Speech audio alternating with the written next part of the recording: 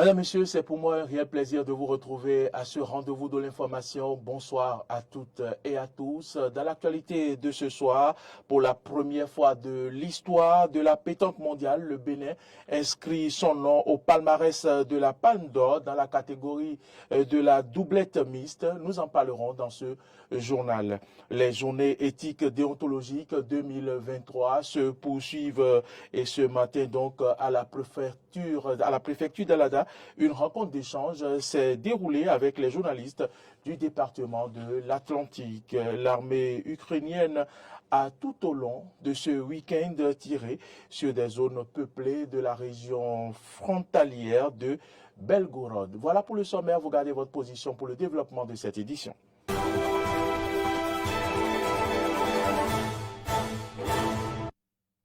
Merci à toutes et à tous pour l'attention et bienvenue dans ce journal.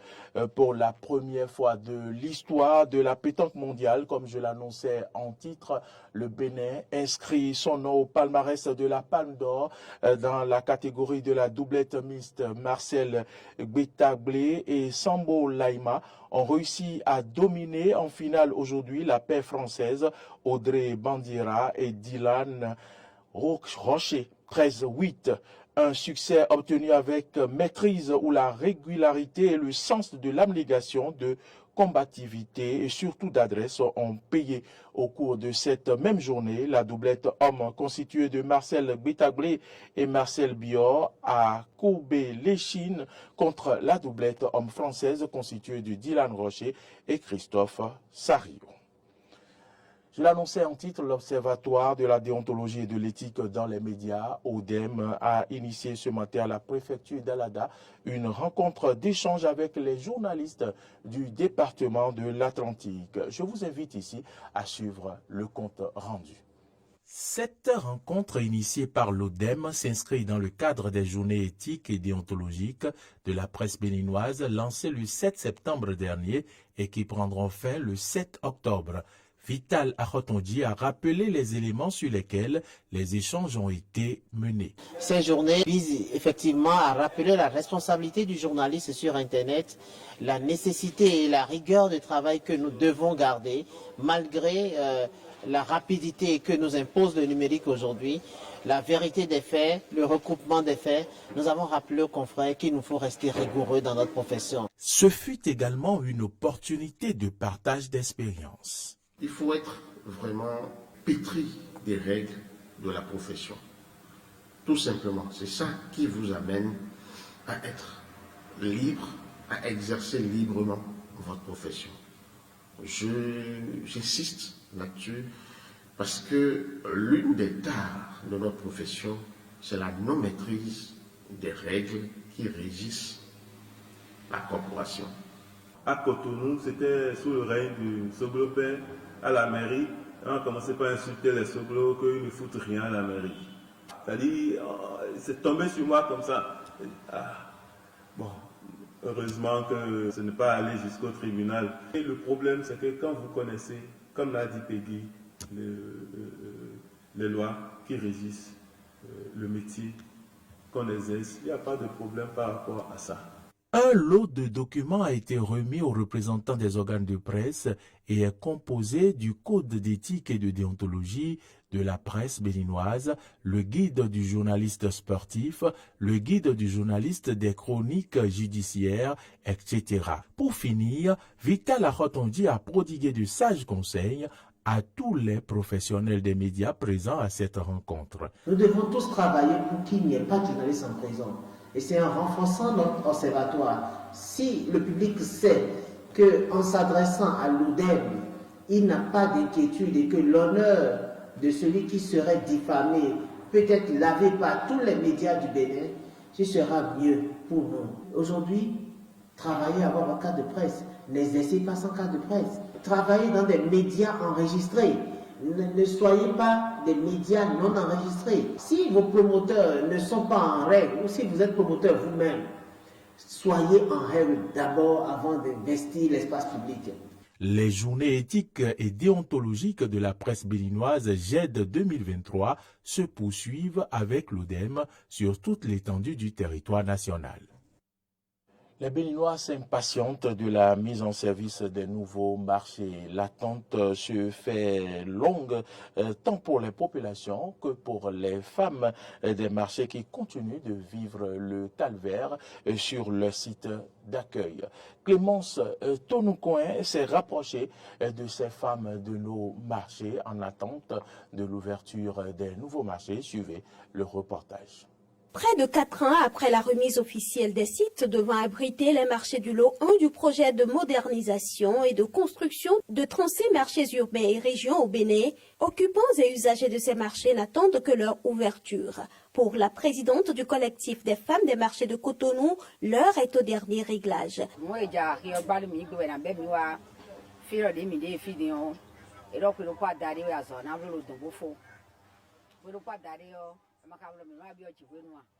Au démarrage des travaux, il nous avait parlé d'un délai de 18 mois. Mais avec les pluies, les travaux ont ralenti. Néanmoins, les travaux sont allés à leur terme depuis environ 8 mois.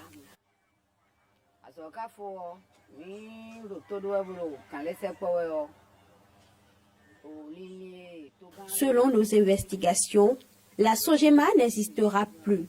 Il n'y aura qu'une seule structure pour la gestion de tous les marchés. Et donc, c'est la désignation des responsables de cette structure qui retarde l'ouverture des marchés.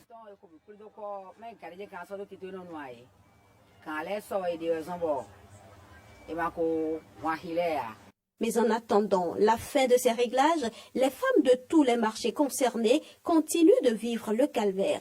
La mévente, l'endettement et les affres de l'inondation sont leur lot quotidien. Mihemi Dossougouen et Léontine Dovonou sont respectivement présidentes du collectif des femmes des marchés de Cotonou et responsables des femmes du marché de Ménoté.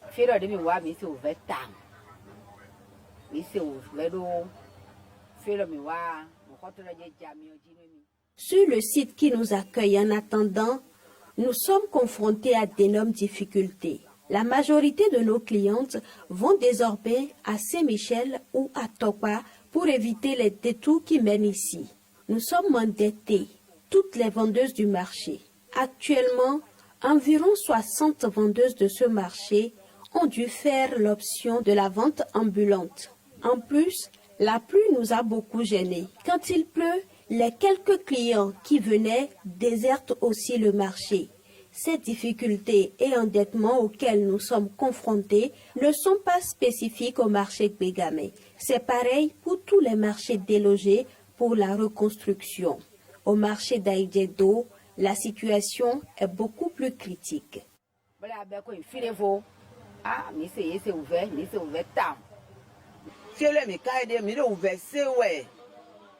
Nous souffrons énormément ici. À notre arrivée ici, nos capitaux se sont éparpillés au point où certaines vendeuses ont déserté le marché.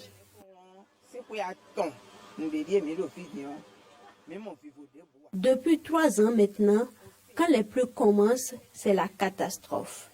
L'eau a même renvoyé certaines vendeuses de leur hangar. Ces vendeuses sont plus nombreuses que nous qui sommes restés encore sur le terrain. La voie qui passe devant le marché est aussi dégradée. Quand un véhicule passe, ça dégage une mauvaise odeur capable de nous rendre malades. L'eau dicte sa loi et les moustiques se multiplient. Espérant que la mise en service de ces marchés ne saurait tarder, elle demande au chef de l'État de penser à elle pour que les choses aillent plus vite. J'ai appris que la construction des marchés est terminée. Donc nous implorons le Père de la Nation de penser à nous afin que nous intégrions ces marchés pour mettre fin à nos souffrances. Quelle que soit la durée de la nuit, le jour finit toujours par se lever. Nous saluons au passage le chef de l'État qui ne cesse de penser aux femmes des marchés. D'ici la fin de l'année ou au plus tard, au début de l'année prochaine, nous allons intégrer les nouveaux marchés. Face aux professionnels des médias à Cotonou en juillet dernier, le secrétaire général adjoint et porte-parole du gouvernement, Wilfried Léandre Hongweti, se prononçant sur la question, a dit, je cite, « Vous n'attendrez plus aussi longtemps que vous êtes en train d'attendre, c'est-à-dire le temps passé à attendre est forcément plus long que le temps que vous allez passer à attendre l'ouverture. » Fin de citation.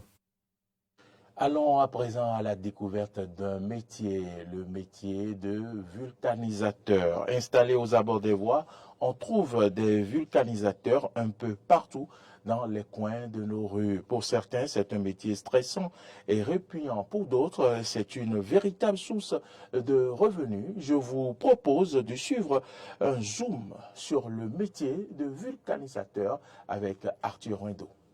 J'ai commencé ce métier depuis 2018. 2018-2023, cela fait 5 ans que Akpo Tchegon William exerce le métier de vulcanisateur ici sur la grande voie quittant le carrefour Glodigbe pour Zeplak.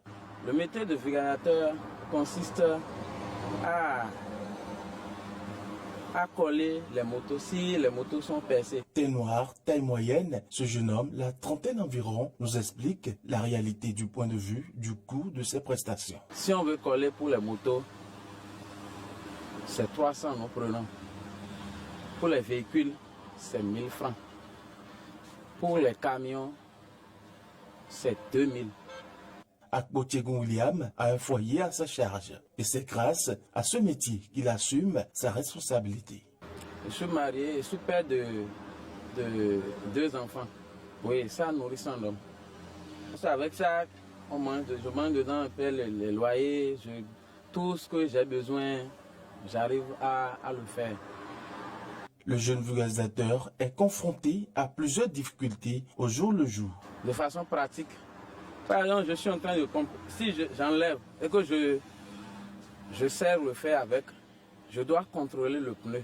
En contrôlant, les câbles vont te blesser.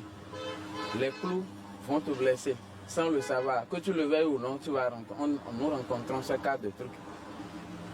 Par rapport au pneu, il arrive où tu seras en train de mettre de l'air et le pneu va s'éclater. J'étais en apprentissage quand j'ai eu un problème au niveau des pieds qui m'a conduit vers l'hôpital. Il y a trop d'accidents de travail que nous rencontrons. La vulgarisation nécessite un certain nombre d'outils bien adaptés. Ça là, on l'appelle ça démonte-pneu. Nous utilisons aussi de clés. Ça là aussi, on l'appelle grattoir. On prend pour gratter la chambre à air. Cet instrument-là, nous l'appelons clé valve. Cet instrument, nous l'appelons gomme. C'est grâce à cet instrument-là que nous prenons pour coller. Cette machine, nous l'appelons machine à taper. Ici, c'est le compresseur.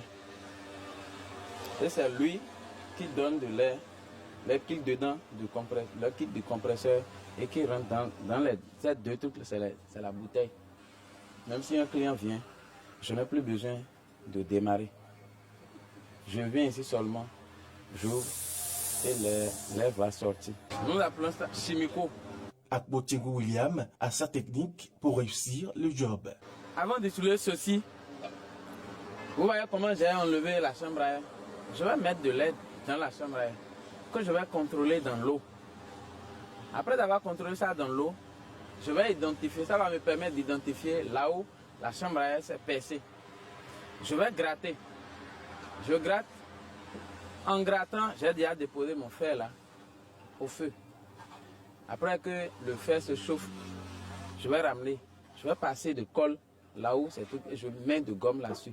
Tout comme pour beaucoup d'autres métiers, les vulgarisateurs ont besoin de développer de nouvelles approches pour rentabiliser davantage leurs activités. Mettre en place des équipes de jour et de nuit pour être opérationnelles 24/24, comme le cas chez Akpo Tchegon William. Nouveau bombardement ukrainien chez les civils, sur les civils. Selon les informations, l'armée ukrainienne a tout au long de ce week-end tiré sur des zones peuplées de la région frontalière de Belgorod. Suivez ici les détails. D'après les autorités locales, ce dimanche, au moins 32 attaques distinctes ont été lancées sur la ville de Donetsk et ses alentours jusqu'à 9 h du soir.